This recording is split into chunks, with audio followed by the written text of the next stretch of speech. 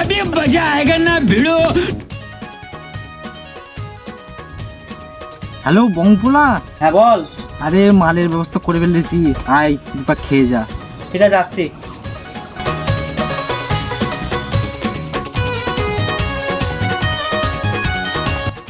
তত একটা গ্লাস ধর।